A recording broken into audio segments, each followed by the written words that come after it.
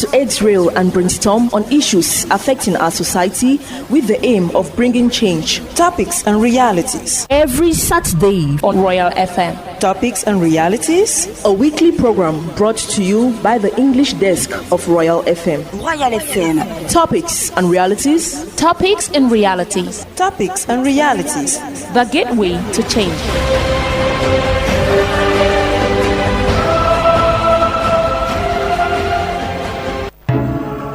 Fellow countrymen, since independence, we have had to grapple with those evil vices like corruption, nepotism, tribalism, and inordinate ambitions in our polity. We must change the things which consistently underdevelop our country. We must change our psyche. Now is the time for us to combine our efforts as a nation. To achieve this noble objective, we have to rise above our differences, to wipe out fraud, bribery, inflation of contracts, vandalization of power lines, and those who are willing collaborators by virtue of their positions in government. Lastly, it is good to be ambitious, but inordinate ambition breeds corruption, treachery, and unpatriotic tendencies in us.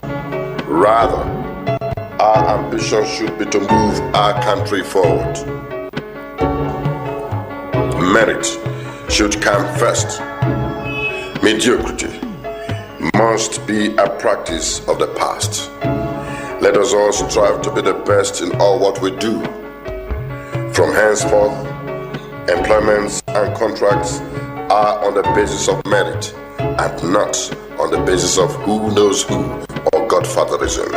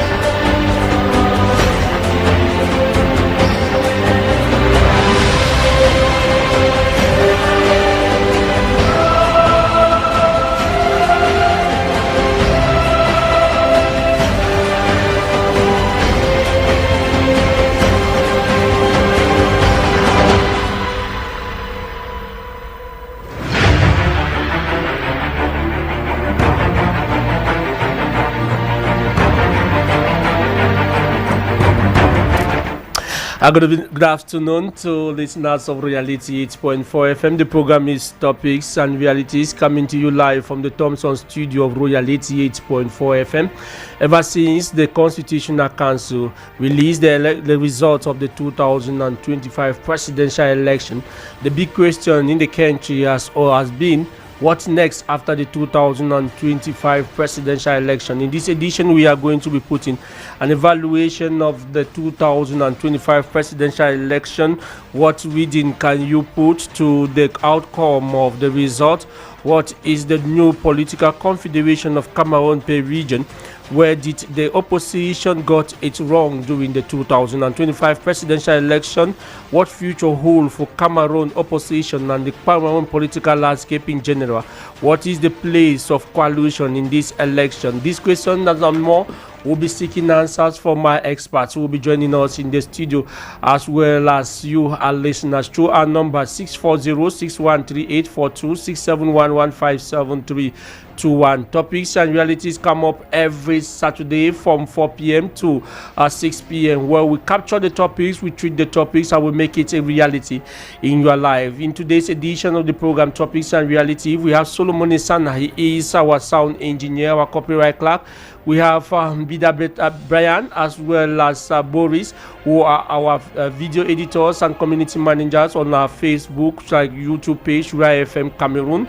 Topics and Reality is a production of the English service of Royalty 8.4 FM with production assistant today coming from Mapala Zita under the coordination of our Director General Roger Kek.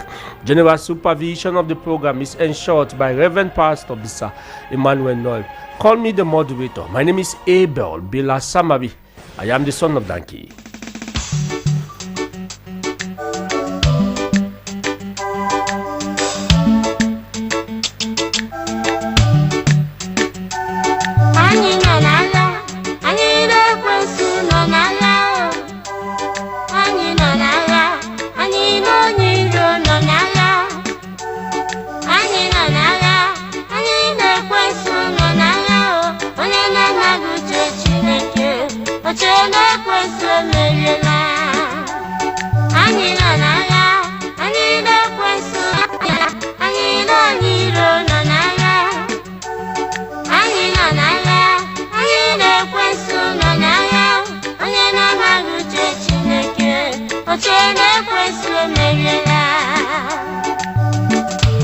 God protect me.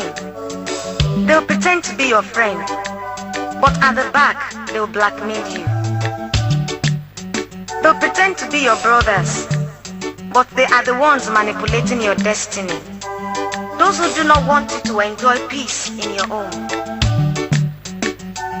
Those the Bible call the wicked ones, I call them enemy of progress. If you are rich, they say the source of your wealth is bloody. If you are poor, they will call you a lazy man. The Bible called them the wicked ones, and no wicked shall see peace.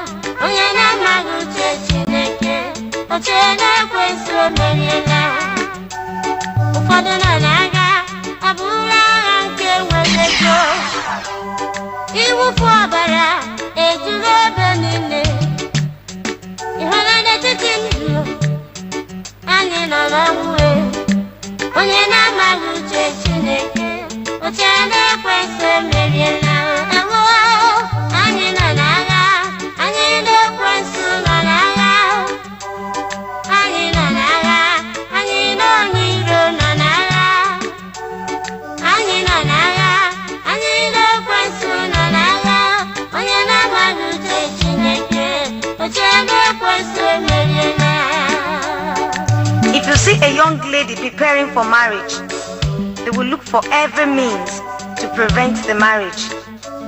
If a married woman could not conceive due to one reason or the other, they will sit in their houses and begin to gossip about the childlessness, enemies of progress, forgetting that it is only God that gives children. When a young man is struggling to survive, they'll pretend as if they don't know him. But when the man begins to prosper, they start to envy him. When a young girl gets married at the age of 18, they complain that she is too young to marry. But when a lady will not marry at the age of 35, they will say it is the sin she committed that is preventing her marriage. If they ask you for money and you refuse them, you are in trouble. Even if you give them, you are in trouble. Enemies of progress.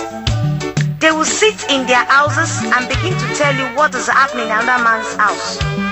They are in the market, villages, even in some offices. If you are in the same office with them, they'll look for one way or the other to pull you down and take your place. Mind you, I don't hate them, but I hate their characters. One thing I know is that there is nothing they can do against them. Royal FM. Le meilleur de la radio. Le meilleur de la radio. Le meilleur de la radio.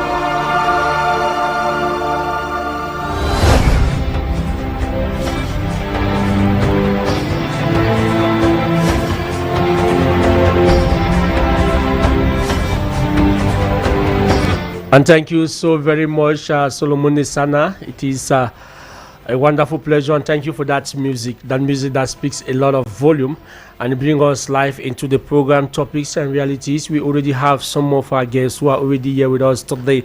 Let me begin from my right when I have Bo Evis. Bo Evis is a journalist. He is the regional representative of the Center East and South of My Media Prime. He has been a very frontline journalist in the upcoming in the just ended presidential election, which I want to use this opportunity to say congratulations, my brother, for the wonderful work of informing the people on a daily basis on throughout this 2025 presidential election. At one point, listeners were asking, where have Bo Evis gone to? I said, no, he's so occupied with the presidential election and he's here with us today. Good evening to you, Bo Evis. Good evening, Bella Samari. Donkey. Yes. Good evening to my co-panelists, Dr. Kinang and Etienne Menjo. It's my pleasure that you thought it worthy for me to be part of your crew today. Yeah. I think the topic is very newsworthy, and I think it's an opportunity for me to also share, information that I have at my disposal during the coverage of this presidential election. And thank you so very much, Bo Evis. With you, we are going to be discussing. But can we say everything is not calm? You can go about the activities in Cameroon. Uneasy calm reigns in Cameroon because the situation seems to be under control, but we cannot really predict for sure what is going to happen in the days cloud ahead. is still dark. Exactly. That's why I say signs an of rain. uneasy calm. Maybe reigns Dr. in David Cameroon. Kena will be telling us, like a political scientist, like an expert in conflict resolution, like the pedagogue that he is. Maybe he will be telling us in today's edition what we are going to be able to do to be able to reduce the cloud so that it should not rain, but rather maybe we are going to be having a sunny Cameroon in the next 7 years. Good evening to you, Dr. David.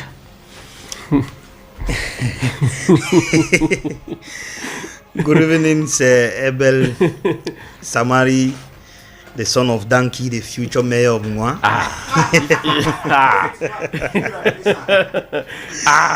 Good evening to my co-panelists. The more people will see into you on that aspect.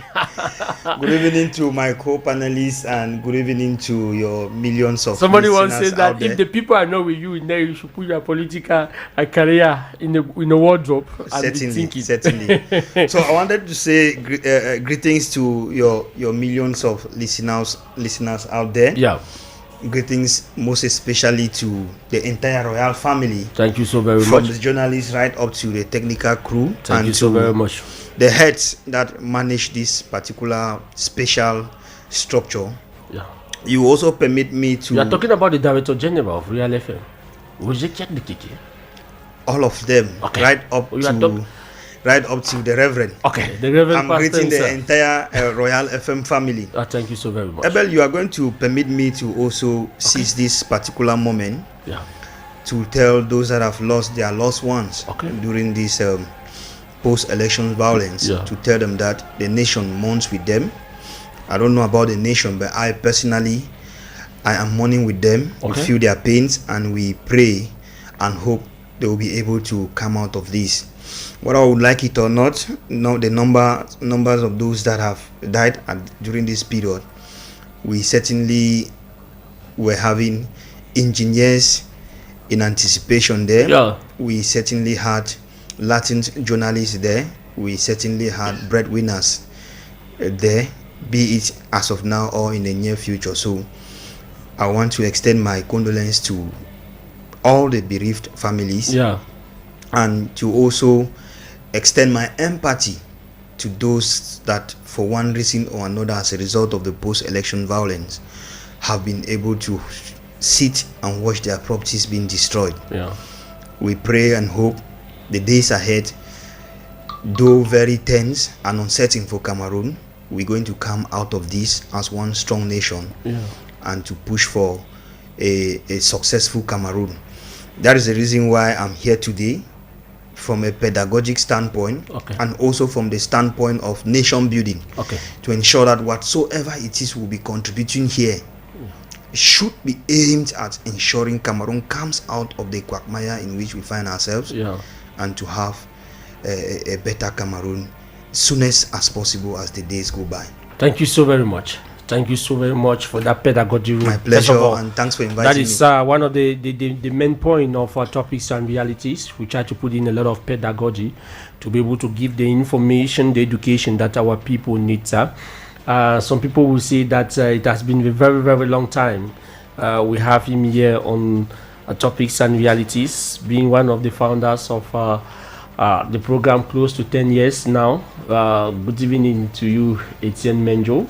It's a wonderful pleasure for me to have you today on the program Topics and Realities, where you told me that Ebe, I'm coming. I said, let me play the Thomas role. You know the Bible story of Thomas. Until Solomon almost decided to call me Tom today. It's a pleasure for me to welcome you on the program Topics and Realities. Thank you very much, Abel. Good afternoon to my colleague. Good afternoon to Doc. And good afternoon to all the listeners and fervent followers of Royal FM. Abel, it's always a pleasure being part and parcel of Royal FM programs. I remember so much we've always met on spot, but today, I think today we are coming on the Saturday. Politics is very important because not sport to politics, but the real politics. The real politics. Because if you look at what has happened between the 12th or before the 12th up to this moment, so much what has gone on at the bridge, and this, I think, our little effort of contributing here this afternoon would definitely go somewhere to put a block so that we can build a nation that we want. Etienne Menjo is a journalist with the Post newspaper, and he's here with us today. Very rapidly, gentlemen, let us get the pulse of the nation through the press review collected for us by Evans William Jobati. Let us find out how the week that is just ending have been unfolding in Cameroon. Good afternoon to you, Evans William Jobati. Good afternoon, Abel. Hello, everyone, and welcome to this other edition of What's Making News in Cameroon, according to the newspaper review with me, Evans Williams Jobati. La Nouvelle Expression is not happy with the final results presented by the President of the Constitutional Council. The National Post speaks of a riot following Bia's victory. Le Grand Titre headlines, I quote, Confiance renouvelée, while the Champion, the Herald, and even the municipal updates all ponder on the 53.66% win of Paul Biya during the October 12 elections. The Guardian Post pictures images of violent protests nationwide after Biya's victory. Génération Libre reiterates that the people have chosen Paul Biya. Same indications from Miomé Salah Hebdo. Even Echo News makes analysis of this percentage victory on the side of the economy. Echo du Parlement is certain Biya's victory was due to Cavaye Yege Jibril, who spearheaded President Paul Biya's victory in the far north. L'Aigle du Sahel, Sapresse Info,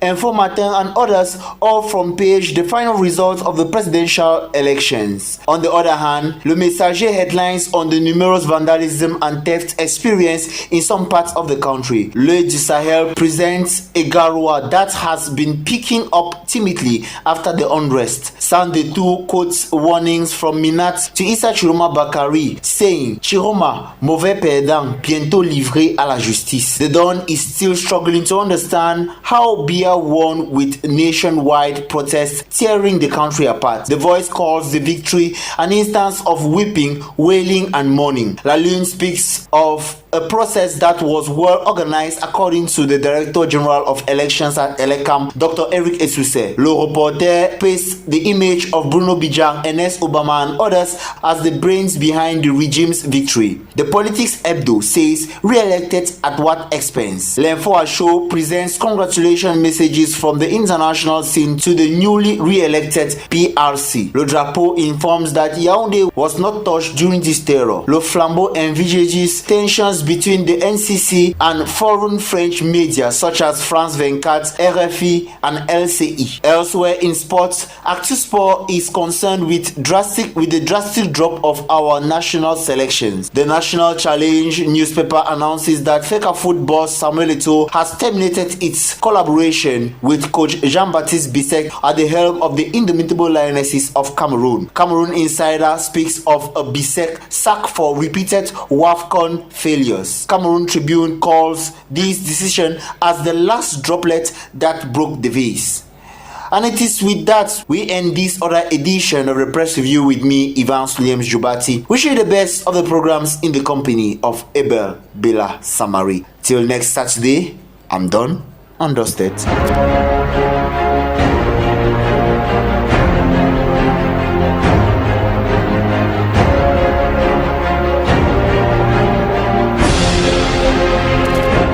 And thank you so very much, Evans William Jobati. Boevis, what has really caught your attention this week that you think that we can discuss? I know everything has been around the post-election violence. Yep, for me, that is the key information that caught my attention this week, because every other thing we can do in the country now must be linked to the post-electoral violence.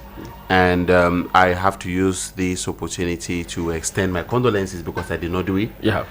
To all of those who lost their lives in the course of this post-electoral violence. So with us. And to remind every Cameroonian, be it whether in the military, whether protesters, be it government officials, be them from the north, from the south, from the east, or from the west, that we are sons and daughters of the same nation. And we are sons and daughters of the same ancestors. Yeah. And our ancestors are going to be feeling bad. They'll be crying if they see that we are killing each other. Yeah. No matter what happens, it can be fixed.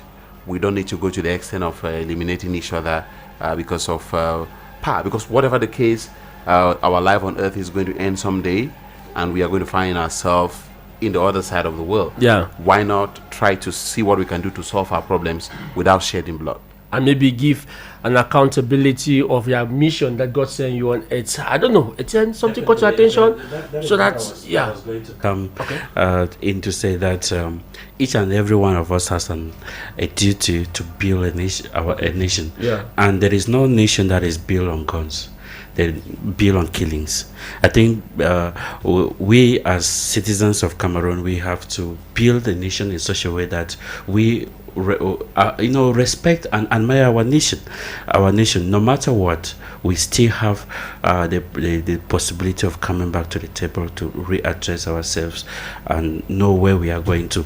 I think for the papers, that what caught me, just like Bo Evi said, is just post-violence, election violence, that sometimes I sat in my room and I was asking myself, where are we going to? But do you think that, Etienne, we are an Elvis, maybe to an extent, Derek, do we have that knowledge when it comes to demonstration, when it comes to protection, protests, when it comes to Pacific March in Cameroon, as we as Cameroonians, because we saw images of Cameroonians looting, images of Cameroonians, somebody will be carrying 3 bottles of gas, almost about 150 kilograms. If you put it that way, the 3 should be around 100 or 36 kilograms.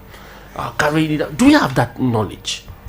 I think we have that knowledge, but what makes the thing very different is that sometimes when patriotic march are organized, the state sees it as an opportunity, just that that is going to, because I've never seen a patriotic march that is being guided.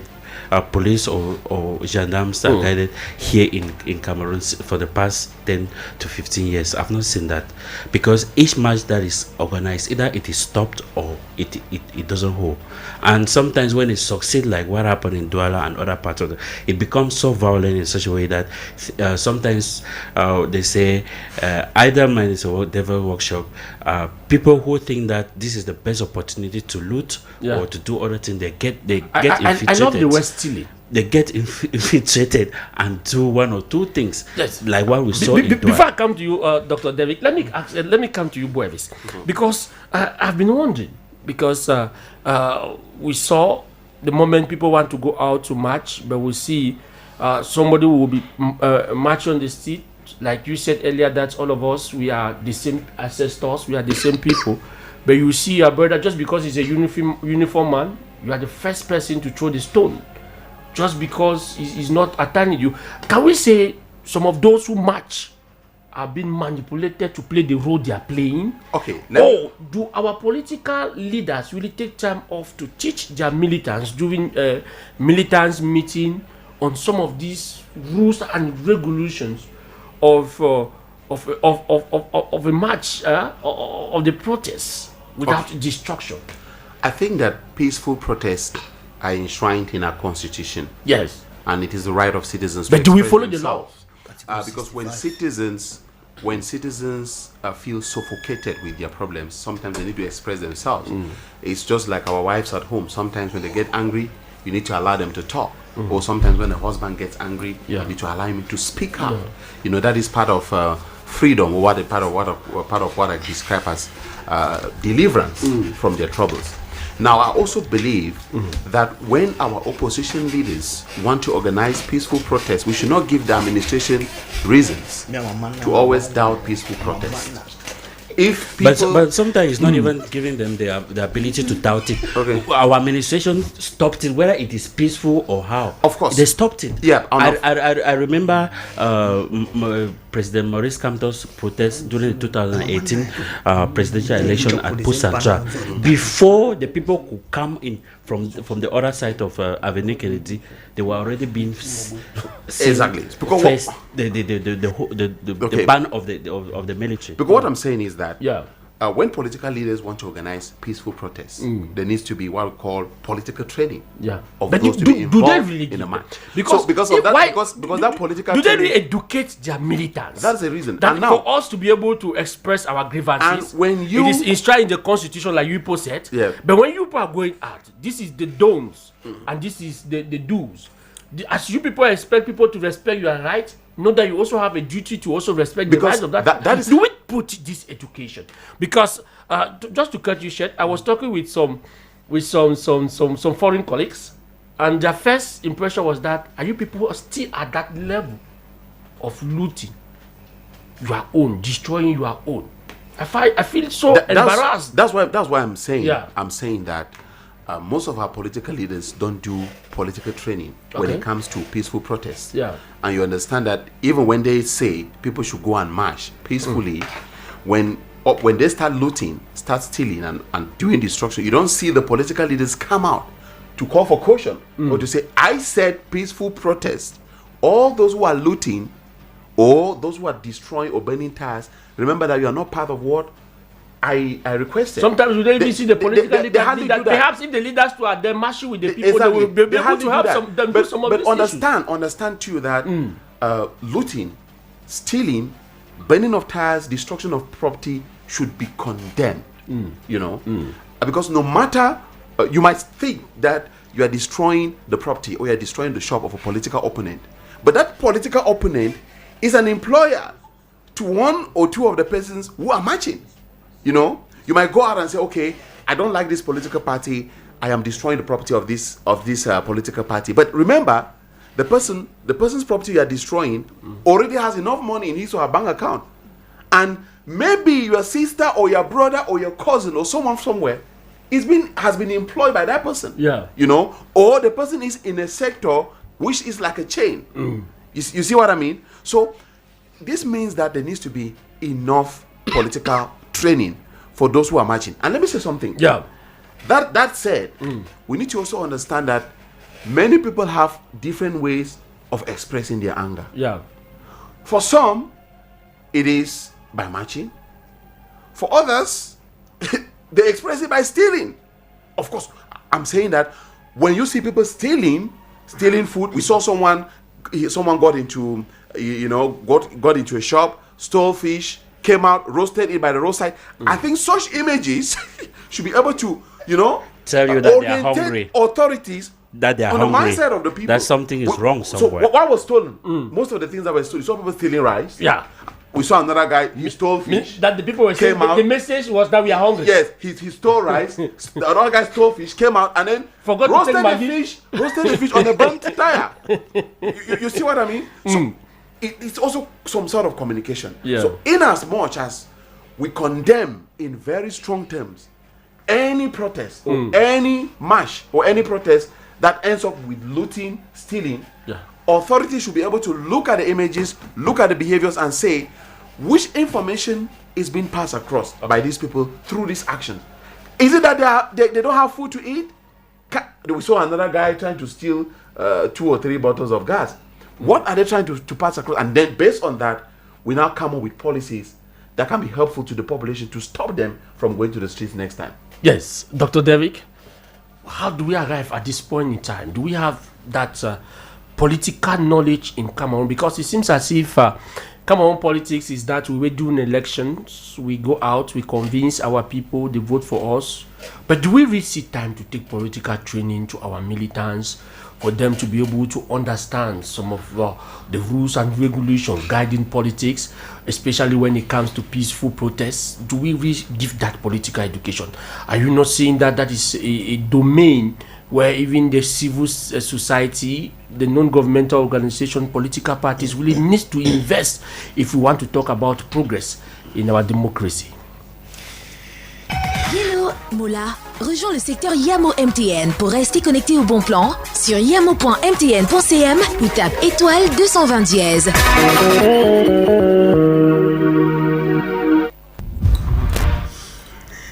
Okay, thank you for that. Abel, you want to permit me differ a bit with my co-panelists, okay, on some aspects. Yeah. Let me not say differ, but let me be contributing in another. Let me contribute by filling some existing potholes. Okay. I want to start by drawing our attention to 2 concepts. Okay. I want to look at the root and then come to the element of what are political consciousness, training, and whatsoever. Yeah.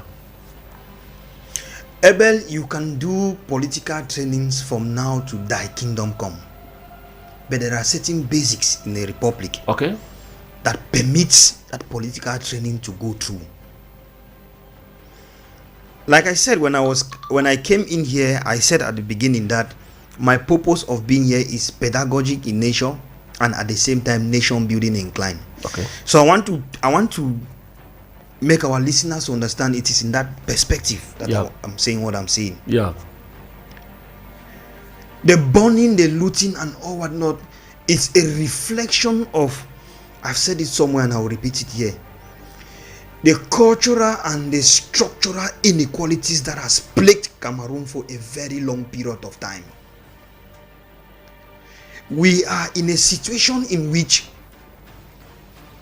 we are in a res publica, but people feel like when you come from a particular tribe, when you come from a particular ethnic group, you have a better place on the table of the state cake.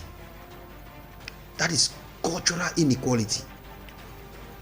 We have gone to that level, we have arrived at that level in which people no longer think Cameroon, but they think their origins. And they think their backgrounds. And they sit behind it to fuel tensions, either for stakes that are favorable to them or not favorable to the others. I said this somewhere. We used to grow up in societies in which even what terms used today and considered today as hate speech or incitement to violence were existing in those days. We will say them, but they were meant or they were looked upon mostly as fun. Yeah. Because deep in us, the cultural inequality and the cultural violence had not gotten to that level in which the fact that I don't come from the same tribe with this other person, I see him as an enemy or somebody that cannot defend my interests. For one reason or another, Cameroon failed in ensuring that our diversity becomes a strength and not a weakness. How do we arrive at this point? If we are talking about close to 75 years of independence, I'm talking from 1960, we are up to today. Our political evolution should also tie with our realities. Ever we are going to come to that. In my next approach, I will talk about regime change to somehow explain how we got to where we are today. The next element, which is not even the cultural inequality, but which is the most important explanation as to how we got to this, is the structural inequality, the structural violence the country is going through. Okay. And this comes from the inability for institutions to reflect the realities of the people. That is, we have institutions that the people no longer believe or trust in. That is the reason why when Elekam says President Biya has won the election, or the Constitutional Council says President Biya has won the election with 53%, many people do not believe. Because they feel like that institution is not an institution for Cameroonians in their globality. Yeah. The institution is an institution for some few selected, favorable Cameroonians. When you live in a society in which, no matter the strata within which you belong in the society, you cannot dream of entering some prestigious schools or institutions. Let's name them. Irik, Enam, Emia, and what have you. Just know that you are building structural inequality that at some point in time, when those that are unable to dream of finding themselves in those places, except they come from a particular tribe or belong to a particular strata or know some kind of political cooptation that can permit them, no X or Y minister or delegate that can put their name there, whether it is true or not. Like I said somewhere, and I will repeat it here. In political science, it is not whether it is true or not that matters. It is how the people perceive it. And whether we like it or not, the Cameroonians of today are perceiving the fact that entering some of these prestigious institutions is a difficult task.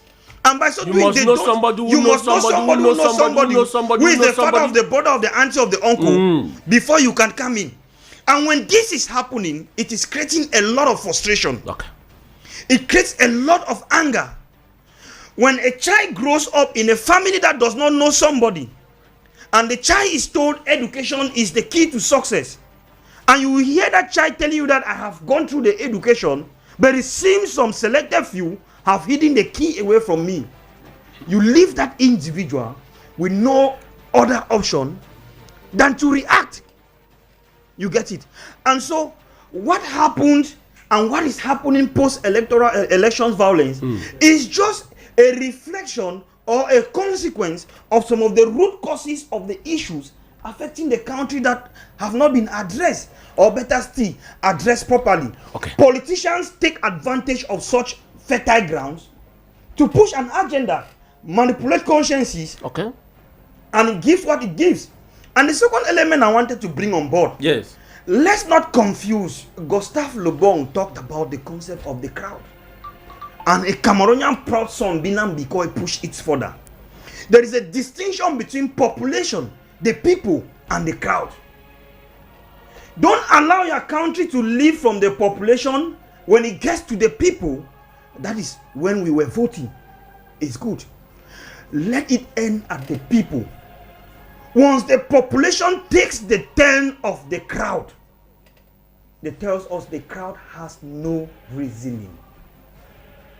At that point in time, whether you like it or not, the people, be it whosoever, politically conscious or not, educated or not, at that point in time, they become uncontrollable.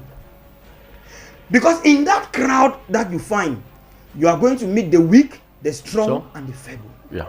You are going to meet all categories of persons. People. Yeah. And you is even learned a bit. When you come to want to talk to them at that time, they see you as an enemy. That is the reason why the forces of law and order will stand in front of them. They will not see authority in the forces of law and order, but they will see an enemy. Okay. And the reaction will be what it is. We need to get to that level in which we don't permit our state or the society to move from the population people and becoming the crowd. Because when it becomes the crowd, it is difficult to handle. Yeah. As to how all of this can be handled, I think we are going to be coming back to some of those things. Because I have a question. Let me welcome Nessin Lambris. Good evening to you, Nessin. Nessin entered with a lot of energy, but being a gentleman, I was just waiting that we should give him the opportunity. Good evening to you, Nessin Lambris. Good evening, everybody. Samari. Good evening to Dr. Derry. Good evening to my long-time runaway friend, Etienne. And good evening to Bo Elvis. So you have a sanction for Etienne? No sanction. No, just if you want to give him the sanction, just give so that the listeners will. To see Etienne. Good evening to the listeners of Royal. So because thank you. But listen, what reading can you put to this 2025 presidential election that was released on Monday, the 27th of October 2025, giving President Paul Biya an absolute majority, or let me say majority win, following our electoral system of 53.66%. Now, I listened to Dr. Derek Kinley, and he has said a whole lot of pertinent issue, as well as I met my brother Boevis talking also. Yeah. We need to start schooling ourselves, and I want to corroborate a point that Dr. Derry make Cameroonians to be the population and the people, and not the crowd. But the system in place, not only the regime, but the system in place have deliberately, vehemently to make Cameroonians be the crowd. How can you say that? Because most often when it comes deliberately, vehemently, when it comes to electoral canvassing, they say they want to go to, in French, the bataille electorale. Bataille. If you know what it means, if you know, we don't know what it means. My electorale. Listeners are not that too much French. Now the bataille electorale. Yes, if you can put it at our level, it will help us. It is not try to borrow something. It is an abuse to the people. It is an abuse to the people. But that cannot be. You need them only at that particular moment. It cannot be like that. Is what they have been Do you think that if we go towards that ideology, we are going to construct a beautiful nation? Before you construct a country, you must be very honest. You must be very honest to your conscience. How do you call it again? To speak the truth. How do you call it again? And then from there we can start building the country. But if you think you want to build a country by lying today, covering the line that you lie today with another lie tomorrow, and then a country who is telling never, the lie in ever. Russian language? I love that French word. Repeat it again. I'm saying since I gained my consciousness in politics. Remember, I am not I'm not doing partisan politics. You always say I'm that. doing politics in the society. Yes. I listen to some of the politicians of a political party say that this particular area is meant for us. We have a bataille electoral in this particular area, and they have been saying that time in, time out. And sometimes they say that this council cannot be this particular party cannot win this council. It is our council. So I tend to ask myself now, is it like what we call the best strong in English, where a political party will say that this is my best strong, this is my area of command? Not even that. Political parties are saying that it means I've actually schooled the people to understand what is politicking. Okay. But this bataille electoral, it is, I don't really know how I can make people to a no-go zone. But it is an insult to the people. When you call them bataille, when you call the people bataille electoral. Are you saying that our politicians are arrogant towards the people? Now the politicians of this country are not even politicians. Some of them are appointment politicians. From the moment they appoint you in a post of responsibility, automatically you become a politician. And they call you in a political party, in some of the political party, a resource person. People who give money. When they appoint you in a... We know we are in Cameroon. Does the resource only means money? We have a whole lot of politicians today that in the yesteryears they were not politicians, but from the moment they benefited from the appointment at 5 p.m. and Article 2 comes with it, and then they become politicians. Now, what is actually demeaning in all this is that the system and the regime has deliberately decided to keep Cameroonians where they are, so that they can use that against them. They have kept the information away from Cameroonians, from the schools, from society, from institutions. They don't want Cameroonians to know exactly what they are supposed to do when it comes to politicking and situations that we find ourselves. But that is why we have the media, that we have landed people like you to tell the people, give them the pedagogy that they need. From the moment you brainwash the people, from the moment you do politics by inculcating hatred to the people, it becomes so difficult. We are still at the level where we think vote is supposed to be based on tribal lines. Vote is supposed to be based on religious belief. Vote is supposed to be based on where you come from. But it's not because I see somebody like Dr. Derrick more closer to me, Etienne Menjo more closer to me, like somebody coming from a very far area. No. Now, is it not because of our, like he said earlier, that our cultural norms permit us to identify? I can easily identify with Nelson because we speak the same language. I can easily identify with Etienne. If that was supposed to be the way you were explaining, we would have never ever had a black African becoming the president of the United States of America, because the white people dominate in every field, strata of that country. But they decided to vote somebody who carried aspiration and maybe at that particular moment a political agenda that actually met the aspiration of the people of that country. Forget about our country, we are talking about Cameroon. Yes. Now, even the person we celebrate today, even the person we applaud today, even the person we are saying that he was elected with 53.66% as pronounced by the Constitutional Council, from the time being, he was not a politician. He became a politician by opportunity. Not like he actually inculcated the spirit of politicking and wants to be a politician. But as a politician, you he studied political science. Studying political science does not necessarily means for you doing politics. We have seen it. I can take, for example, see what is happening today in 2025. The person that everybody is glamoring behind is not a professor in political science or a professor in law. We have seen professors in law coming to do politics, and they don't galvanize and move the population that we are seeing today. So it's not actually politics. You need to know how to talk to the people at a particular moment and what to tell them, because the people want to listen to what you are saying, not because of your diploma, not because of your educational career, not because of what you have in your brain when it comes to academia, but because you can go down there and talk to the people in the language that they will understand very well. But like I said, the system and the regime have deliberately decided to keep Cameroonians far away from the realities and inculcate the politics of hatred, politics of this is our own. When you go down memory lane and you go right down to 1992, when somebody was saying that he won the elections in Cameroon, those that run the offices of this country had to bring a connotation to put on that person that get right down to the grassroots. And they were saying that this country cannot be given to the Anglo-Bami, not the person. It cannot be given to an Anglophone, not the person. So they brought that, and then they planted it, they gave it to the minds of the people, and they were seeing that person as if power cannot be given to that person. 2018, we had a whole lot of those type of things. Today we are in 2025. It continues. The dynamics have changed. Now this country belongs to who?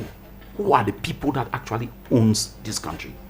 Are we all Cameroonians? When you read the preamble of the Constitution, that says every Cameroonian is equal. But some people hijack the country and they think that it is their private property. And some of us are visitors. Some of us are there to watch them enjoy. Some of us are supposed to stay lavish in poverty while we see them dance in thousands of billions. Now, who is doing worse to who? Is it the guy that actually stole fish in Douala in a cool store known as Konje Camp and roasted the fish on burning tires to eat? Is it the person who is stealing 100 billions from and the state celebrating coffers and celebrating?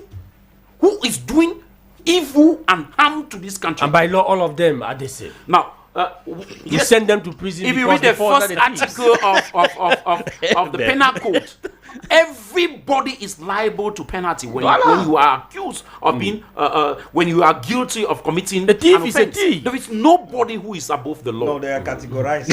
Nobody. That's why we have to, no, they are categorized. How can you categorize? Let me just add to How can you categorize it? No, that's why. Let me say something. I don't know. That is why in criminal matters. That is why in criminal matters, right? We have simple offenses, misdemeanor, and felonies. No, that's not what I said. It means you did not get me. Okay. Now I'm saying there are some that are much better.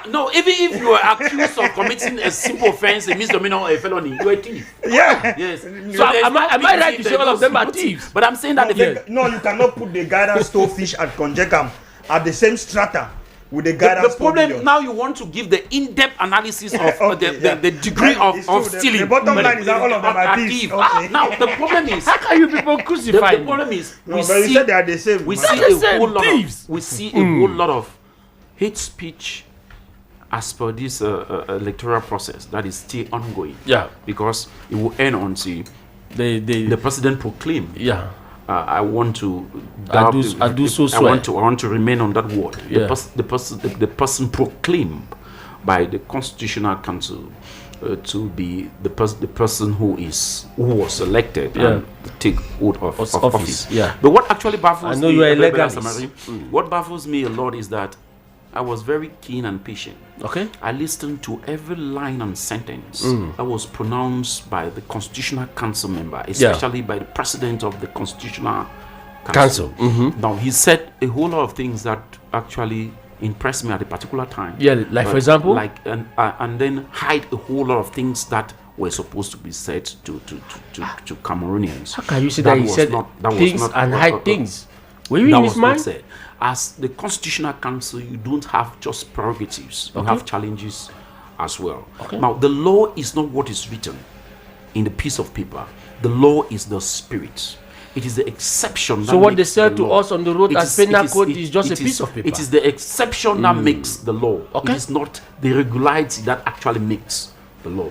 He did not tell Cameroon as his own capacity there are things that he can do. That the constitution that actually makes this institution to be existing. Even though the appointment of the members of the Constitutional Council is not in respectant of the Constitution, because the Constitution has made provisions for that 3 of the members are supposed to be appointed after consultation proposed by the National Assembly and the Bureau, 3 by the Senate and the Bureau, and the President of the Republic appoints. Are you sure that the President did not consult the National Assembly? By the President of the Higher Judicial Council. Now, proposals are not supposed to be done in the dark. Administration is written. Administration is not hearsay. It means that if the proposals were made, we're supposed to know. See it. Because this is Cameroon. We are not in a Kilombo. We are not. That the National Assembly have proposed Dr. Derrick. You as a journalist, you were supposed to know. And the endorsement was supposed to come by the Chief Executive Officer of this country. Okay. Now, that was not said to Cameroonians. I think it was supposed to be because when so that is there's an abuse of power when that is being said to people and then they see it, they will know that this institution is not biased. Okay. This institution is going to say the law, nothing but the law, but just the law. Okay. But if they are seeing it as if it's answerable to an individual, no matter what they say, even if it's correct, nobody's going to take it serious. And we are at a level where there is a whole lot of civic disobedience because of what we see. The states, the institutions that are in Cameroon needs to communicate to Cameroonians correctly, not only intimidation, not only trying to suppress them, but tell them what they are supposed to do and where their power starts and where their powers are limited. Thank you very much. Let me come back to you, Elvis, because you have been doing a lot of analysis with the results. And from some of these analysis, I discovered that we are struggling to put what we can call the new political confederation of Cameroon. Can we still sit following the results that were released by the Constitutional Council? Still say that some areas in this country are political strong areas that if you do your campaign there, you are sure of winning the whole entire election? Do we still have strongholds? Do we still have this most populated country? Because let me put it this way. Some people say the failure to organize a population census in Cameroon have actually affected the 2025 presidential election, because figures that came out sometimes do not reflect the number of people who are actually living in those areas. Do you have that in your research? I don't have that in my research. I think I will need to take time to do enough research on that before I can come up with views in relation to that. But what I can say is that Cameroonians today, many of them who want change, do not really care about the person. They just want to see somebody who has a vision that they love, and Cameroonians are ready to support a person. What am I trying to say? What I'm trying to say is that even if after the disqualification of Professor Maurice Kamto, and even if Issa Chiruma Bakari was disqualified, another strong man will still come up. Cameroonians will still look among the list. But do you think that the opposition political parties that have been working with the people for the past 7 years still have their place today? the minds. I'm talking in the lights of the SDF, the PCRN, the UP, those parties that we see them. But this election proved that the people still have a different ideology when it comes to politics. Exactly. Yeah. Now, what we discussed, I think, before the election, you invited me to this program. We're talking about a coalition. Yeah. And I think at one point I told you that even if the political leaders fail to come up with a coalition, Cameroonians are going to create a coalition for themselves. And that's exactly what they did. I think right now, those of the SDF and those of the CPN Aaron will be wiping their tears because they have come to the reality.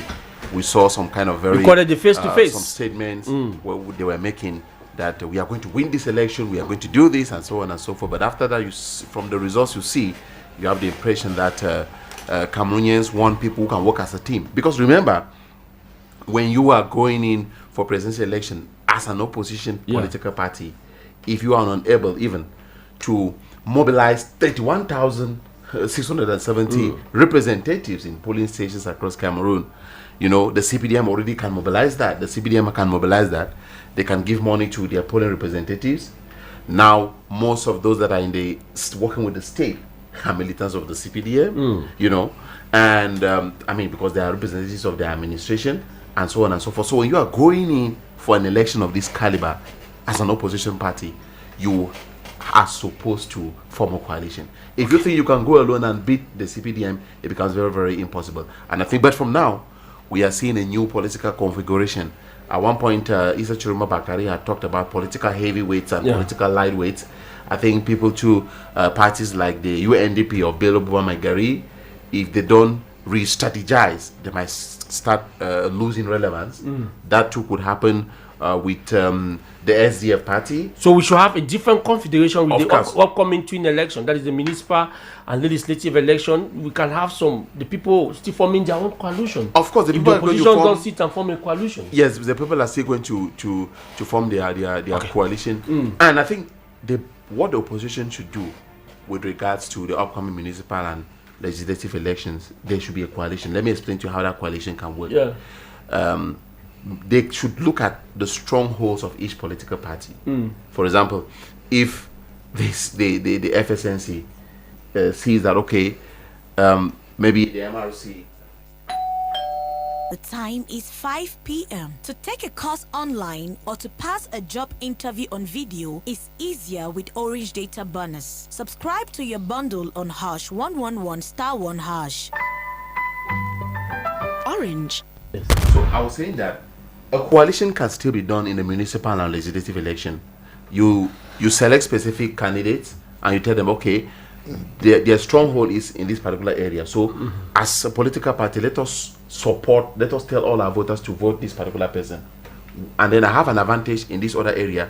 They let them also tell us to vote our candidate in that area. You see? And in parliament, even if they have different political parties, they can come together to form a coalition in parliament and defend the interests of the people. Okay. Now, Etienne Benjo, I want us to maybe use the Cameroonian example and put a reflection in the African continent. I take the year 2025. We look at the elections in Cameroon. We have this chaos. People coming out to the street to denounce the results. In Ivory Coast, it wasn't better. In Tanzania, it is a serious situation. In Djibouti, do you think that the democracy we have in this African continent suits our realities as Africans? Well, to me, I think that the democracy that Africans are having is a copy and paste democracy, which I believe that it cannot work for us. If you look at what is happening in Tanzania now, where over 700 people have already been killed. Is it confirmed that the president has fled the country? Not yet. Okay, maybe I know Evis is very good when it comes to... That was taking news. Okay. And definitely, that is not only in other countries, in other African countries. Look at what happened in Kenya some years back. Look at what happened in Ghana because of election. It tells you that our democracy is still having a problem. And having a problem, we need to, come up with our own model that fits our realities and that is resilience, fit into our cultural context. as well as try to see how we can work with the socio-economic situation of the realities of our people. Yeah, we need to make people at the center of our democracy, because if you this present democracy don't put people at the center of our democracy. No, I want to support when I listen to the CEO of RENAPROF. Yeah, and Reverend Pastor Bisai, and when the Reverend Pastor Bisai, yes, when I did a lot of research, I discovered that what he is saying is definitely very important, very, very important. Because if you discover, if you look at what he is trying to put or to analyze, you discover that sometimes this democracy has made people to think that this is our area of our country, that is where we belong. Sometimes, like in some institutions, you cannot pass there. They will tell you that this is our area of command. This is our place. This is our place. And sometimes, when I listen to an authority from the National Assembly, a video that just circulated before the election, where he said that when he came to the National Assembly, they were at 15 or how many, this, and this time around they are more than. It really tells you that the mindset that people have when they come to institution is not really about Cameroonians. They think about the ethnic group, and once you are not part of the ethnic group, there is bound to be tribalism. There is bound to be a lot of things that are not favoring us. So, indirectly, it is telling us that we need to revisit our democracy. Now, let me come to you, Nelson Lambis. Earlier on, you talked about that the biggest problem we have in Cameroon is that we practice personality change, not regime change. Is it the same situation we are seeing in the case of Tanzania? Because the president of Tanzania inherited from a person, that is Magufuli, who did a lot of work and promote the democracy in Tanzania. But we are seeing a president who is having a lot of difficulty locking up every opposition leader in his country. He's running a presidential election perturbed as a single candidate. We have seen the case of Ivory Coast, where we see the president at one point says that he's not going to run again. He's still coming back. He has won the election. We see all of these aspects even in Sudan. When we talk about this regime change, how does our democracy is being affected in Africa? Does it really suit our realities? Now, there's something. I want to agree a bit with Etienne Mujo. Yeah. That we are doing democracy that is copy and paste. Democracy in Africa must not necessarily be like the democracy we see in other places. Definitely. We should try and do our own democracy our own way. Like how? Our own way. Where lies the problem? For example, in Cameroon. Yes. I'm not in the minds of so many intellectuals. But in Cameroon, as we speak, people still feel that the president that we have now can give power to somebody, not through the ballot box. That he can decide and give power to somebody. People still feel, as I talk to you now, because power was given to him, he can also give it to another person. But why do we pretend to ourselves to organize elections then? Why? Why do we pretend to ourselves to organize election and pretend that we are following the principles of democracy? I want to disagree a bit with Mr. Bo Evis. Okay. We should not play the game of the CPTM. This game of the CPTM has been played since. No, but Evis is not a CPTM militant. No, I said we should not. We should not. Okay, you're just a simple journalist. We now include you and I. Yes.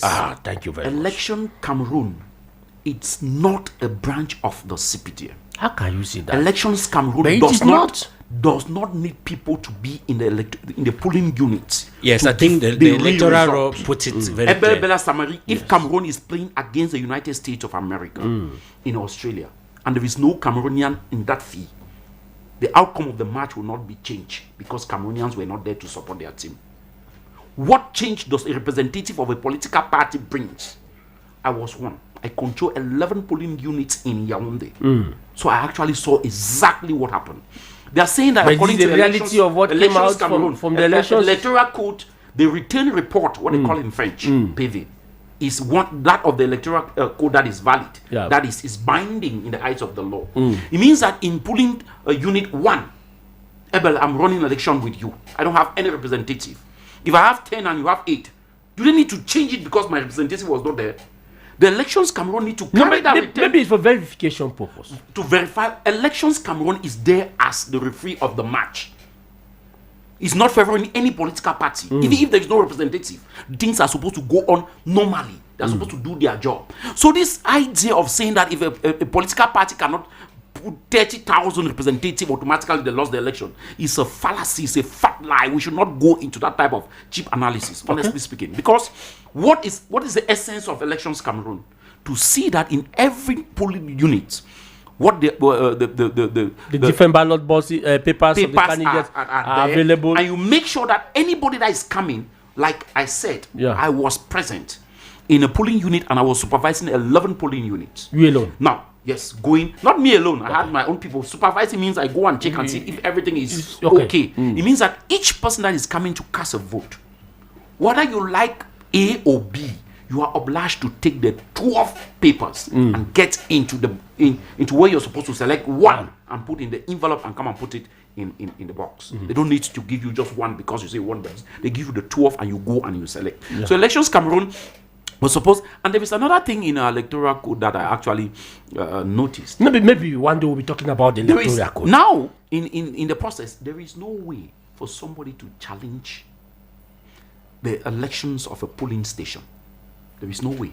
Because in polling station A, for example, when the result of that polling station is being pronounced, is being given public, not proclaimed. There's a difference of giving the result, making the result public and proclaiming the result. When you proclaim a result, it comes with solemnity. Yeah. A whole lot of solemnity. Just but giving the publish. result public is simple. Yeah. Now, if in polling station A, the retained report, which is the PV, you give it to the president of that polling station, which is elected representative, to take it at the level of the subdivision, and it's being counted from there.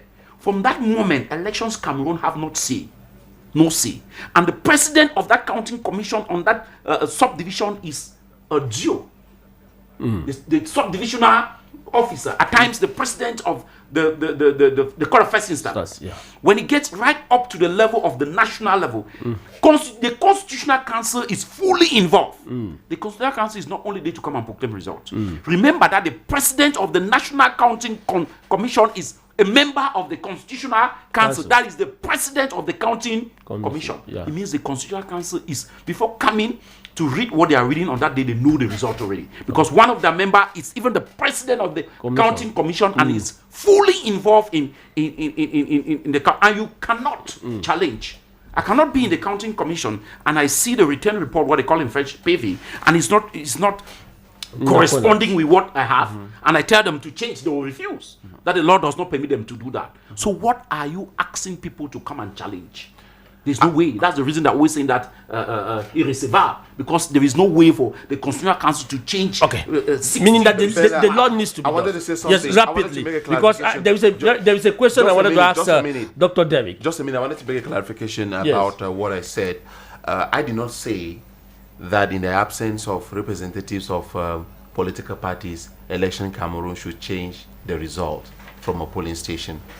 But what I was trying to say is that knowing the world in which we live, and knowing that there is corruption, and also knowing that there are some representatives, presidents of polling stations that might not be able to bow, that might bow to pressure in terms of maybe threats, in terms of manipulation, and so on and so forth. It is important for political parties to take the initiative to be present in every polling station. And to also verify. Yes. But the big problem is that the law needs to be changed so that those representing can counter the figure if it is not right. To go down and march peacefully to claim an election result across all the 58 divisions, then political parties too should also be able to tell people, to be represented in those polling stations.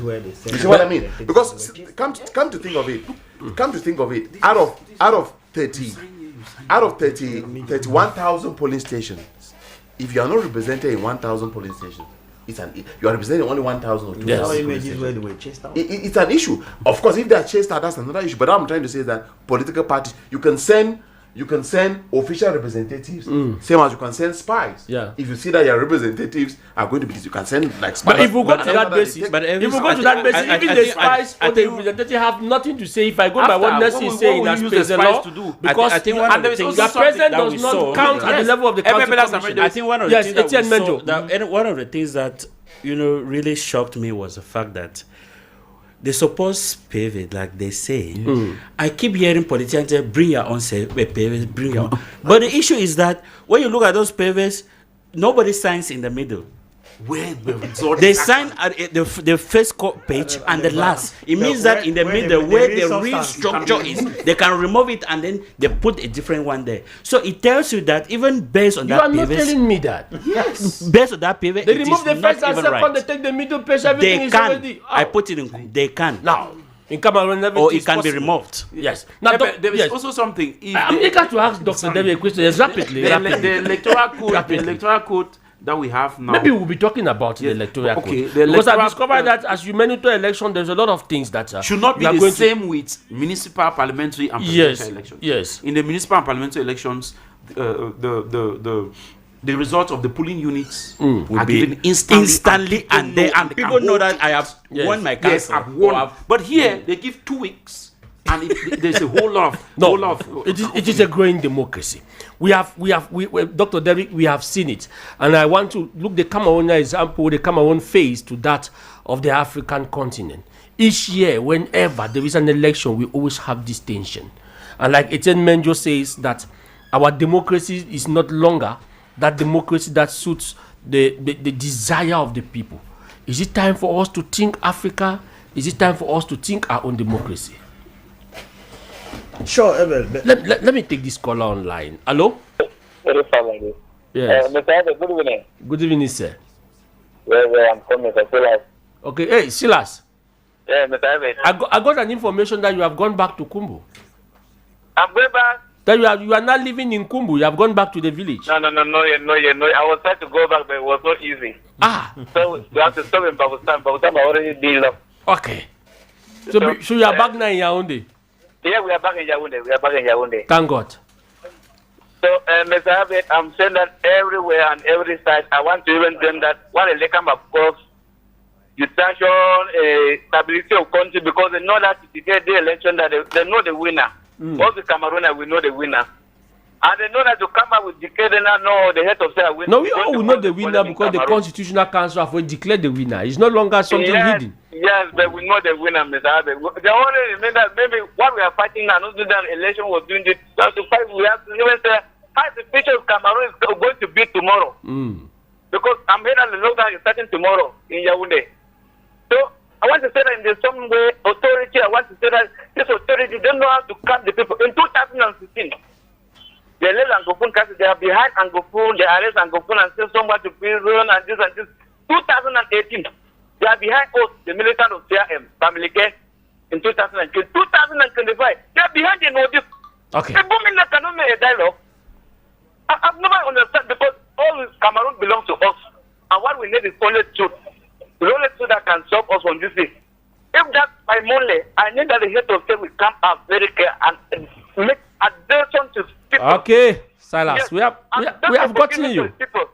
Okay, we have gotten you. Thank God you are back in Yaoundé. You will not go and live again in Kumbu. Because at one point they said, Silas says, I'm going back to resident in Kumbu. I'm tired of the situation. Don't be tired. Welcome back. Now, that is what I want to ask you. People are political scientists. Have you people sit to think of an African model of democracies that will suit the reality of the people, that will not have the abuse of power like what Nelson is talking about? When results like this come out, everybody will be contented. People will celebrate instead rather of people destroying, but people will celebrate.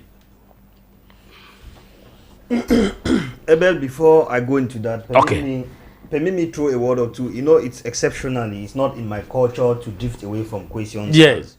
And jump into what panelists are saying, but exceptionally, like I said, today it's really aimed at nation building. Permit me say this. Okay.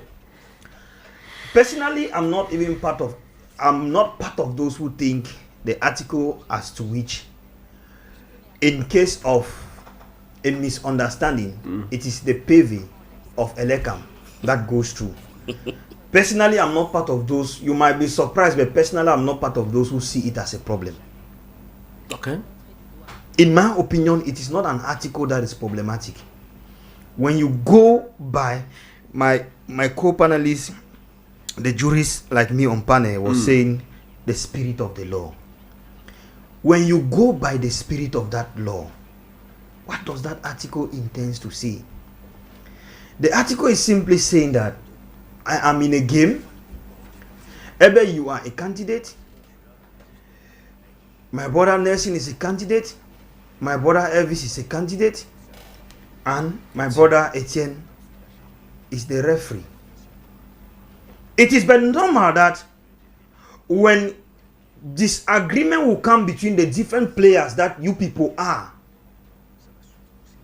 Etienne, who is not a player, but rather the referee, should be the one to blow the shot. Okay. The problem is instead at the level in which, like I said, we have structural inequalities. People no longer believe in the referee. That is where the problem lies. People no longer believe in that referee that was supposed to come now and say, Elvis, you are saying is a goal. Ebe, you are saying is not a goal. Nelson, you are saying is offside. But I, as the referee, I am saying is this. The referee has lost the legitimacy. The referee has lost the trust of the people. If the referee still had the trust of the people, when the Elekam will say this is my PV, the people will adopt it. The problem is the government needs to do something. And what does the government need to? We are the government of the people, by the people, to the people, for the people, every people. To get we are back the people, the we are the government. We left from Onel 1, Onel 2 and came to Elekam. Should we go for Elekam 2? But the problems are still there. If there is a possibility for an Elekam 2, it should be. Final Elekam. That is where the problem is. It is at the level of the trust that the people have withdrawn from Elekam. Many are of the opinion that Elekam is the referee and the player at the same time. Let's say these things. And there are some very careless symbols that shape mindset. They also believe that Elekam is not independent. We are saying the same thing. Yeah. We are saying it. So that article in itself is not really problematic. But it's simply because the institution that is supposed to blow the shot have lost trust in the people. I wanted to say something on Elekam. Hello. Please, can you help me off your radio? Evening to your panel. Thank you very much. Can we off the radio? Yeah, this is Listen. Is it Perfect. okay? It's perfect. I'm getting you. Yeah, this is Listen. Afternoon to your panel. Thank you very much, sir. Mr. Ebe, what we first of all have to condemn here is the Constitutional Council from their work. If we don't condemn the injustice in Cameroon through the Constitutional Council and Elekam, it means we are part of them. And we caution what they are doing. What Constitutional Council and Elekam, they should not work as subsection of CPDM. We need to condemn that from what they are doing. But they are not working as subsection of the CPDM. Those appointed are not militants of any political party. Please, Mr. Ebe, please, from what we are seeing and the real thing that is happening. No, it is what you are observing. It does not mean that yesterday I washed under the rain, today I will still wash under the rain. As people grow older, things change. They have changed. They are no longer into partisan politics. We should accept that. It's somehow difficult for us, Mr. Ebe. How can you say that? Going back to the question you are asking, that we should define the democracy of Africa. Yes. We should first of all state here that the problem is the French Africa, not the Anglophone factions. What do you mean by French Africa? What do you mean by Anglophone Africa? What is the situation? Is Tanzania a French Africa? Litinwe. It's the French section of Africa that is suffering. Is Tanzania in the French section of Africa? What has been happening in Kenya during the election? Is it in the French section of Africa? What is happening in Sudan today? Is it in the French section of Africa, Litinwe? But when you look at it, you see that the majority... No, let's forget about the majority. Let us once in time point talk about the minority also. So have you seen that in Ghana? Have you seen that in Nigeria? South Africa? At least but we have Tanzania, the minority. What is happening in Africa? What we have in Cameroon, in Africa in general, in French section of Africa, is the cause of the problem of Africa. No, perfect. Perfect. This is not against the French word. Let us come back. Let us leave our position against the French word. Let us speak realities. What model do you think that we can put our democracy to suit our reality? That is the question I thought you wanted to answer. The problem of selection.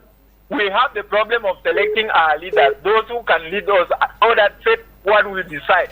Okay. Give us what we want. But in Africa, especially in Cameroon, we have the contrary of what we are supposed to have as institutions. Because we have subsections of the CVDM in place of... Thank you very much. Another caller online. Hello? Yes. Good evening, Mr. Lord Mayor. Mr. Ogechuku the Ogo. Good evening to your invitees. Thank you very much. Good evening, sir. With what is happening in Cameroon and what is happening in Tanzania, yeah, it is very, very sorrowful. So what are you proposing as a model of democracy in the African continent? Let me get your own position. As a model, what I'm proposing for Africa is that the leaders should consider the people. They should not allow the people to be like dying on the street because of defending their rights. Mm-hmm. Because they same those people that they want to rule. If they allow the people to be killed, who would they rule? Who would they be with? Who are they going to say, these are my people? You don't reduce you don't come and reduce the population, then you want to remain in power forever. It is not done anywhere, no, my brother. It is not. Why can't we copy from the European nations? But it is a European democracy that we are practicing. Is it working? Our own democracy. Nelson is talking about some institutions that have been reduced. We have personality problem even rather than institutional. Our own democracy is not the one that is favorable to the people. It is like the leaders have said it, let the people just agree and align and work with it. Okay, thank you very much. That's why it is the year in Africa, and it is not a good one. Thank you very much. And I want to pray seriously that we should continue praying. Thank you very much. We take this caller rapidly. Dr. Kedan, be patient. Hello? Good evening, sir. Yeah, good evening. Getting to the panel. Yes, my name is Ebe Bela Samari. Yes, call me Emmanuel. Oh, Nanzo. I just want to know, I want to ask this question. I'm the one asking question. You are not asking question, Emmanuel. Yes, I'm sorry for my question. I'm sorry. Okay, ask your question. Yeah, I just want to know, what is the reason of spending billions to go and make gadgets or campaign, and at the end we cannot even make, should I say, a two-round election, or why should we not just use that money and spend it, make the way, such a way that if you vote, like what is happening in America, they vote by under 24 hours, they already know the winner. Okay. Is it that it costs more than the budget of our country, or what is happening? Thank you. Thank you. Since Dr. Derrick was about talking before you took the microphone and took it hostage from him, maybe he will be the one to first of all start by asking you, it is his prerogative to answer you or not. Yes, Doctor. Now, before I come to the question of the essence of organizing election, I was simply saying that no doubt the Ministry of Territorial Administration is doing some great job. Okay. Especially when it comes to securing the country in periods of election. Okay. And no doubt Elecam has been doing a great job as well. But like I said, in political science, it's not whether it is real or what you are doing that matters. It is if the people feel like you are really doing it. Yes. And as of now, I think they need to work on the symbol and image of these institutions that, from all indications, Cameroonians have lost. Is it not the number problem we have that in Cameroon? No. We have weak institutions but strong individuals. That is the reason why. But how can we solve this problem? That is the reason why so that our institutions should represent the people. justice and strong institutions. Yes. Let's not go into that. We Okay. are simply saying these institutions need to get to that level wherein they are strong enough and can win the trust of the people. How should this And that institution article- get to that level? We are coming to that. Okay. And that article is not going to have any problem. Okay. And to really to add to this, my brother was talking about absence of party members in polling stations. Yeah. No, the electoral law, the law of 2012 in relation to the electoral code, solved that problem in a section 56, where it makes it crystal clear that should there be a moment in which a particular political party does not have a representative in the polling station, the head of the commission, that is there, you have that prerogative to look and appoint somebody, look for somebody who is registered and you know the person can defend the interest of the party that is absent. These are some of the very little things that even if Elekam is doing it, they are not communicating enough for the Cameroonians to know that these are the things they are doing on the ground. Can you say that Elekam is not communicating? Well, I'm saying, and if they were really doing it, now why would come Eben, Yes. please. If they were really doing it, No, let's say they Elekam are is doing his job. Let's say they are doing Elekam it. is Well, communicating. listen now, this man. I'm getting to you. I don't know if you were Elekam lawyer here, you tell us. Let's know. No, it's not about me. I know that I'm a journalist now. I personally I appreciate this institution because those are one of the most challenging institutions to work in. What I'm simply saying is the little they are doing, it's not giving them what it takes to win the trust of the people, and so much is expected to be done. Please, I allowed others to talk. Let me now come to the I will not take the call as to until you finish the to model talk. of democracy. Because some people are still calling. I said no, I will not pick your call because Dr. Derek is about to talk. I'll come to the answer later on. Yes. I hope we still have time. I'll answer that question. Go ahead. Go ahead. I Go wanted ahead. to say that as to the model of democracy. I agree with all the panelists here, especially my brother who made mention the fact that Africa and Cameroon in particular needs to look for a democracy that suits the African continent. Yeah. We cannot be in a continent in which, by all definition and analysis, we are heterogeneous in our nature, and we go ahead practicing a democracy practice in homogeneous countries. You get the point? Yeah. What I'm saying is this: in most of European countries, which is what we have done with our copy and paste constitutions that we are implementing in Africa, we have found ourselves trying to implement liberal democracy. Mind you, liberal democracy in itself is not bad. It's just that Africa has been a bad student, that even to copy and paste the liberal democracy has It is been still above them. them. It is still above them. You get the point. Now, unable to copy and paste the liberal democracy, what should we do? We go back to the African model of democracy.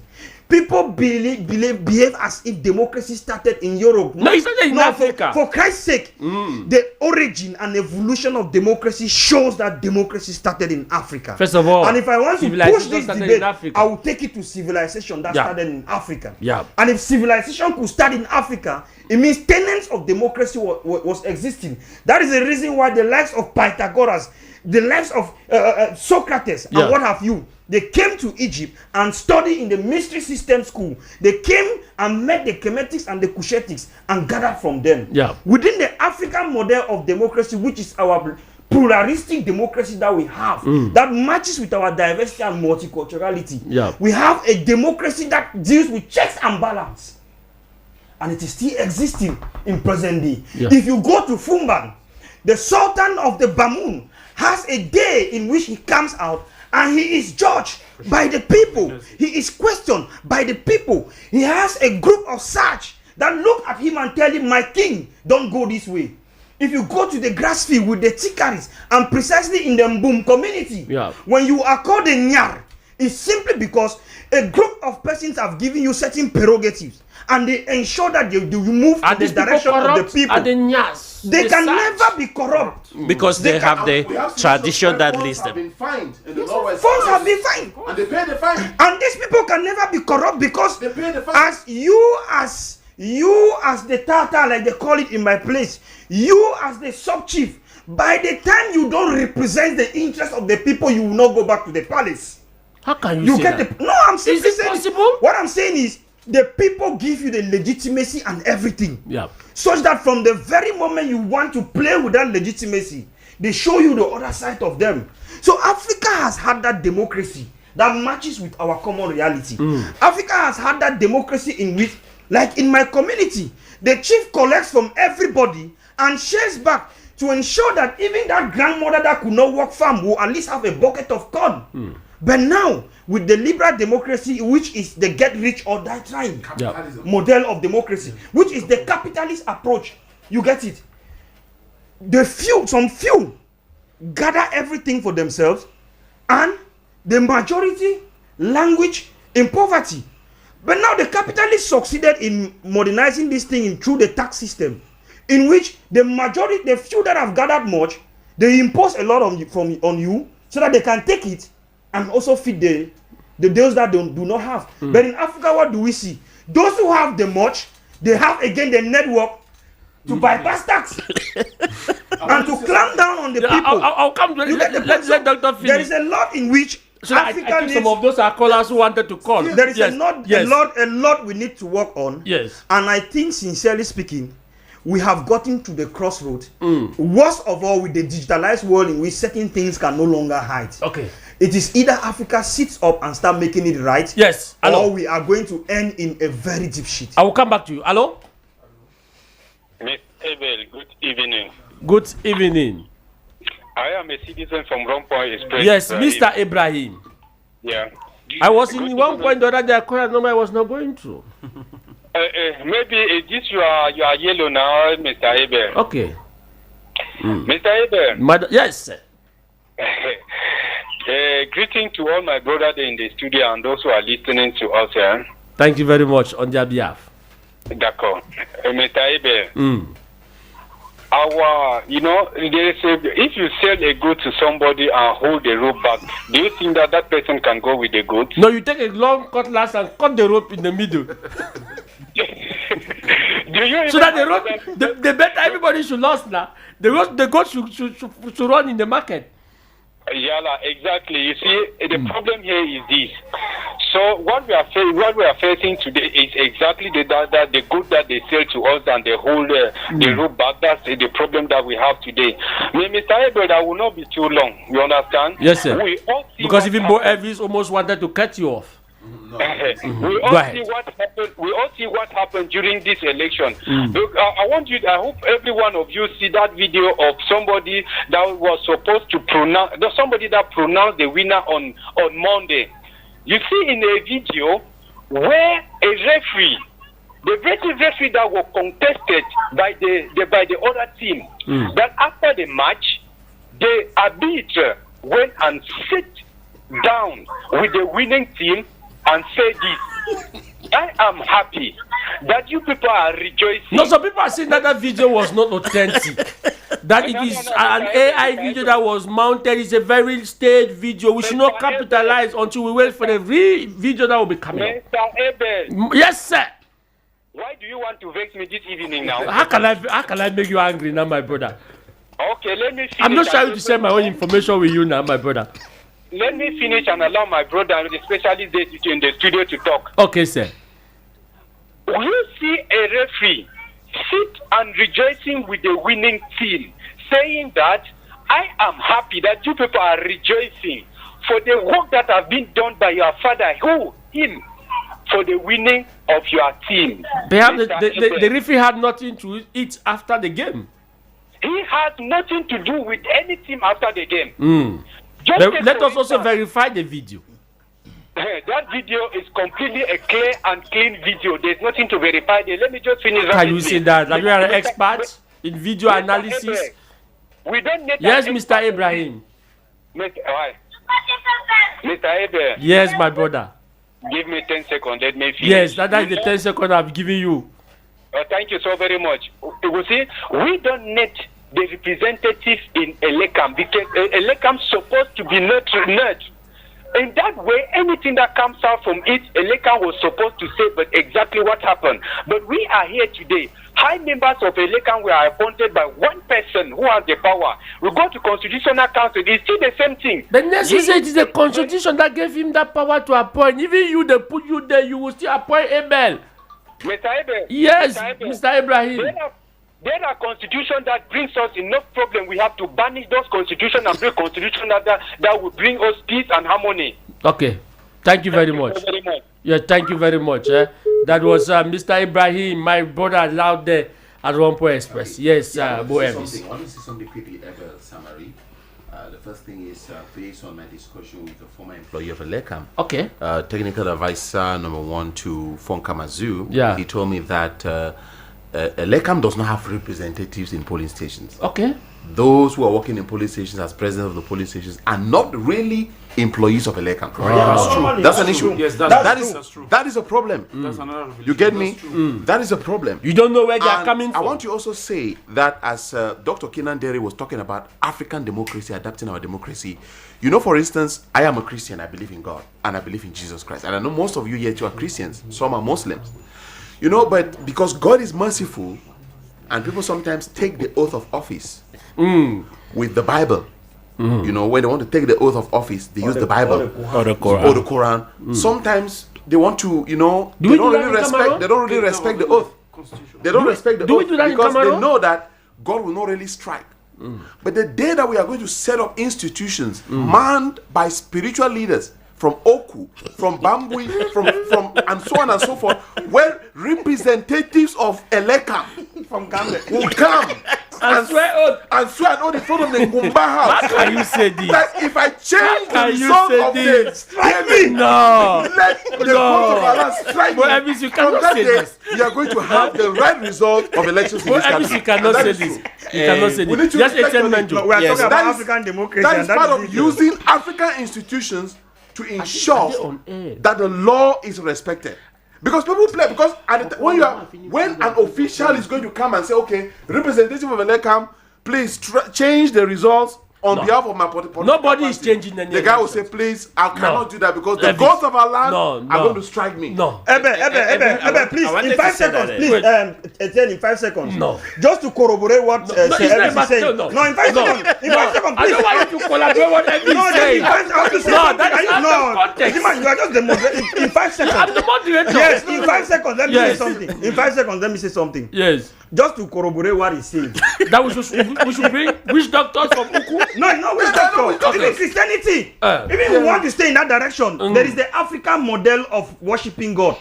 Let me just take this example. If you want to do a litmus test of what he's doing, he's saying, just go to your farm now. In fact, make your farm. Then after you take some biblical words, you put there. Then let your neighbor just do his own and put red pieces there.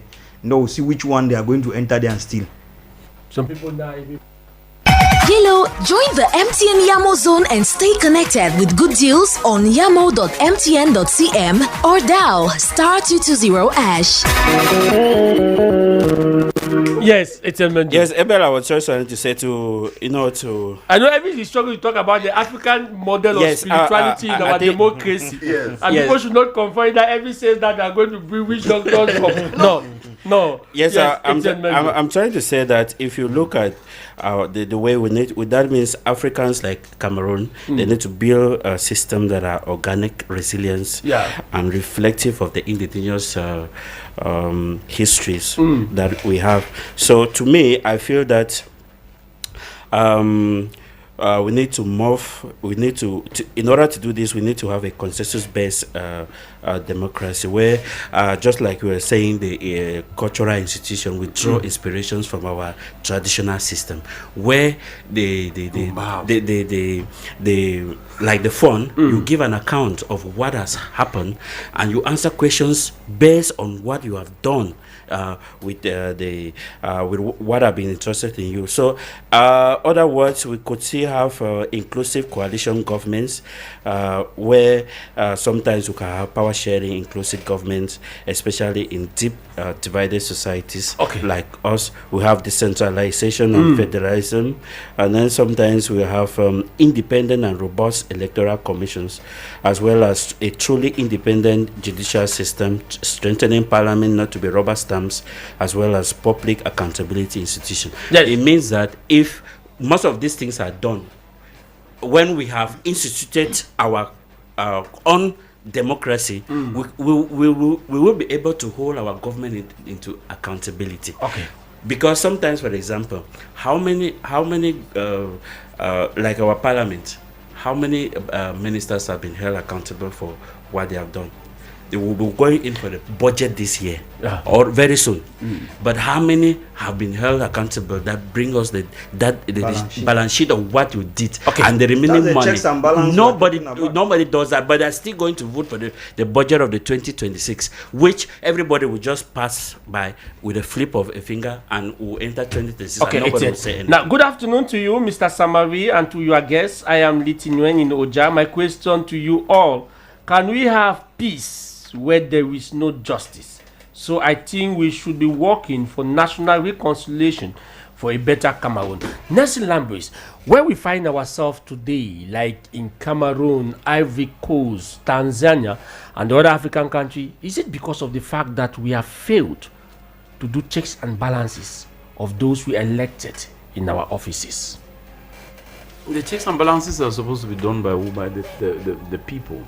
But there is something maybe perhaps through the institutions. Yeah, but there is something that is happening in this country that you mentioned. Okay. And we'll take a case study of our country. There is something that we say absolute power corrupts absolutely. Okay. When I listened to Mr. Bo Evis, he said it's something that is very pertinent, but I just smile. You know, this African spirituality. Yes, these custodians of Do the you think culture people and still fear the them custom. again? This custodian of the culture and the custom of the people have been hijacked That's what by I'm saying. partisan politics and money. So they themselves have been corrupt. Because now in some villages, for you to appoint a chief, the elites in that village need to approve. That's And what say, no, I'm we saying. don't want this person. That's And even they don't know how to them. Some of It's the a very chiefs that were complicated supposed to be issue. totally neutral, they are now militating in a political party.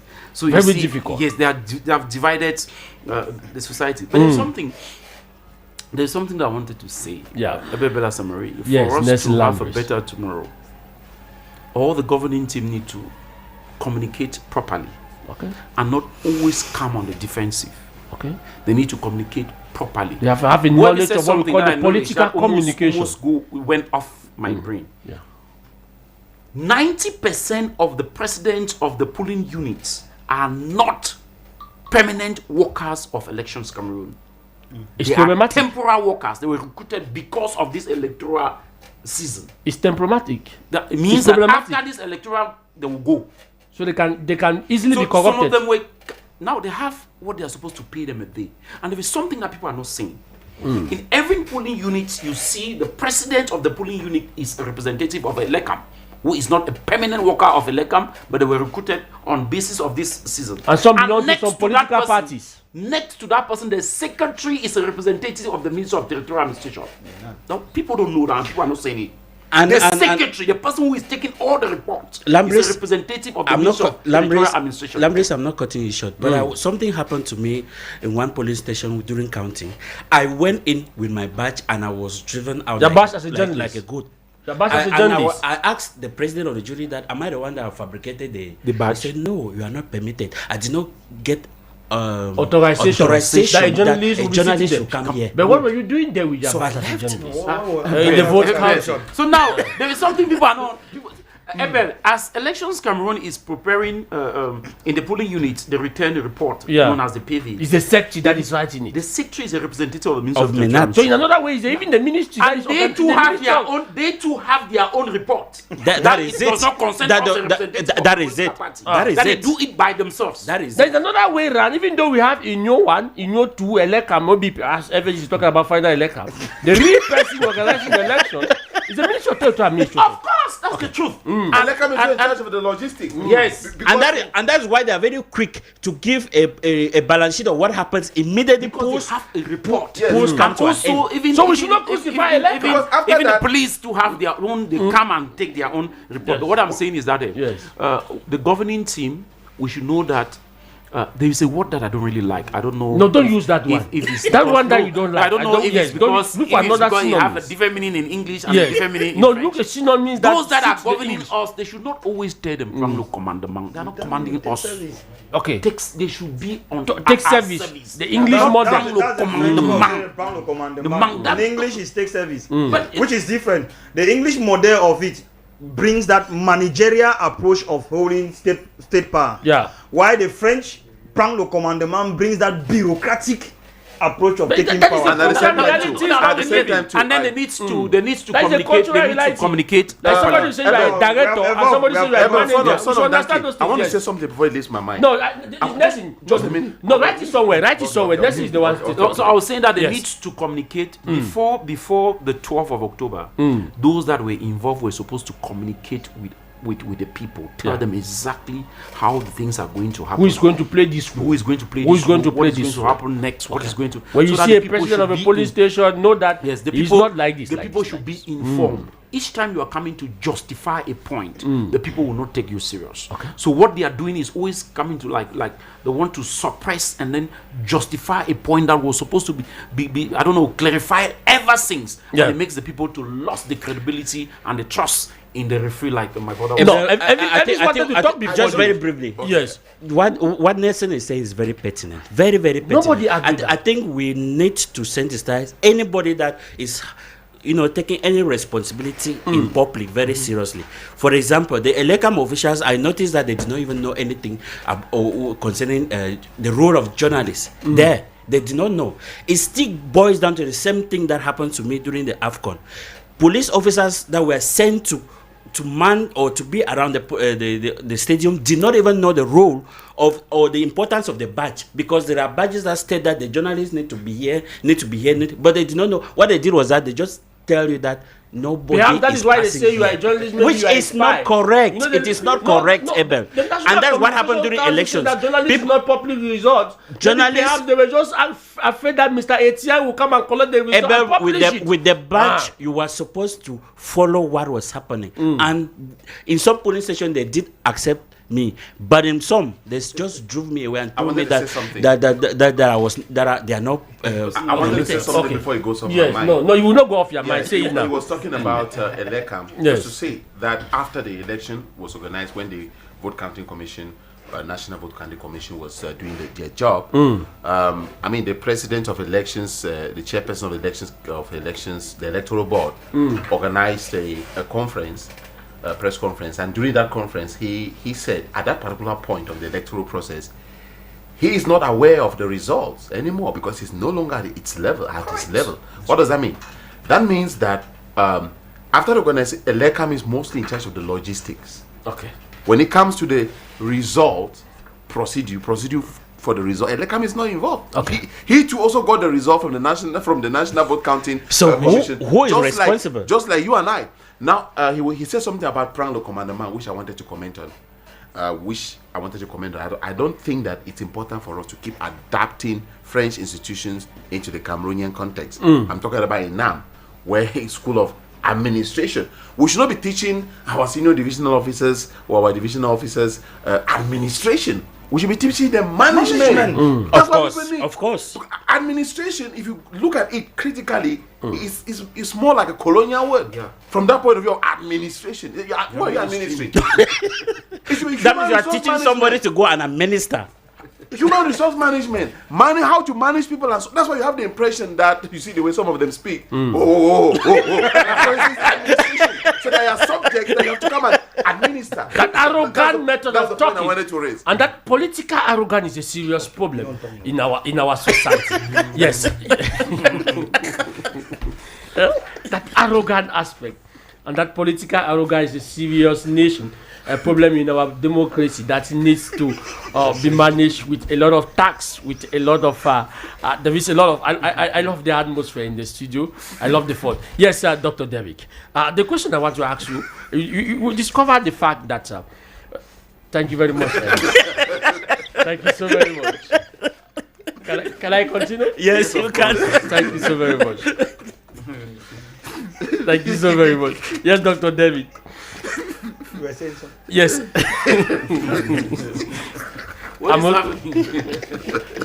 I don't understand. Despite the men in our country, but we still have the energy to at least.